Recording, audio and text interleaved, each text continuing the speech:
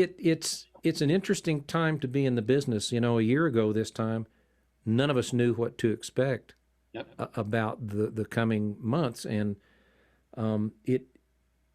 You know, here in Colorado, and I was shut down for 5 weeks maybe, and you know, just because of the governor's mandate and all that stuff, and I've got a place in Nashville, and I wasn't able to get down there, and a CD had just come out, and I had to put the kibosh on touring that. So I really doubled down on focusing on my store and Awesome. trying to figure out what to do.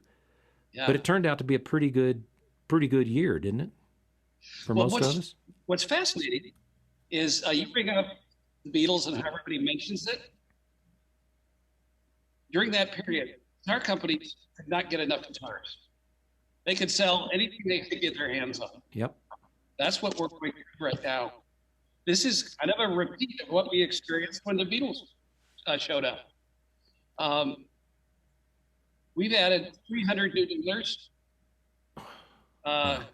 We have people calling us up and saying, anything you have, any guitars you have, just ship them to us. Because the demand is so huge. Yeah. Well, it's been that way to some extent here, and there's an interesting thing. A lot of people think since I'm in a small town, I do all my business online, but almost none of it is online, and that's kind of because it is so hard to wind up in a Google search with people who are doing $1 billion a year, Sweetwater. You know, God love them. They do good work, and I have nothing but good things to say.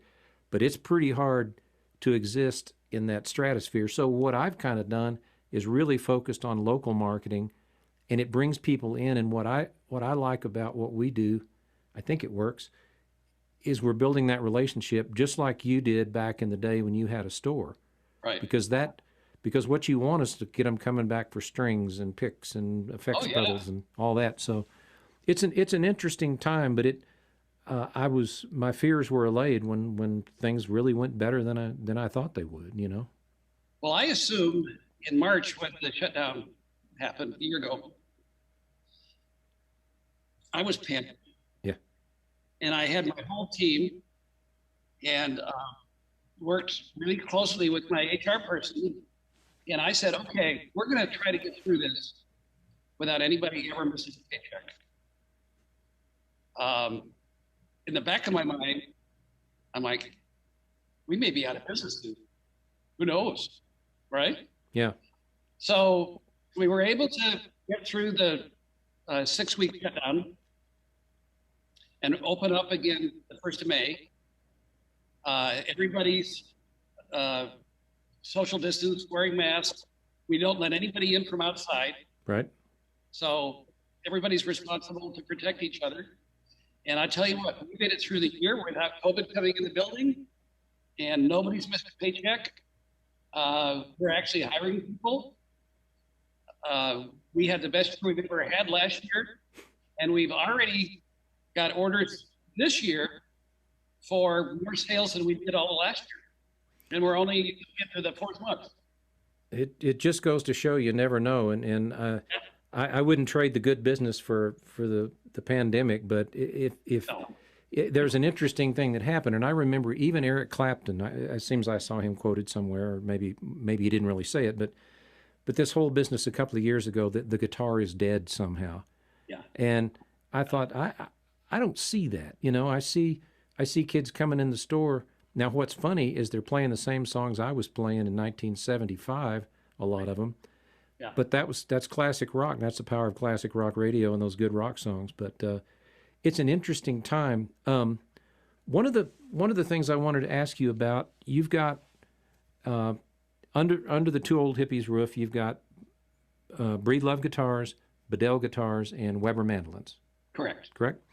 3 brands that are very similar, and yet they're different. I guess the mandolins we can put over here because they're obviously a different instrument. But when someone comes in to me, and I've got a Bedell hanging on the wall next to a Breedlove downstairs, and somebody says, "Why have two guitars under one roof?" And I always say there's a different design philosophy for each line. Maybe you could speak to that just a little bit. Okay. Well, Bedell is my baby, of course. Right. And the instruments are really designed to be traditional in sound. So in the 1960s, when I was playing and in a band, and there's a sound that we experience. Sadly, today, with machines building guitars instead of people and robots and all that, most of the guitars that are being shipped from other companies don't sound like they did back then. No, they don't.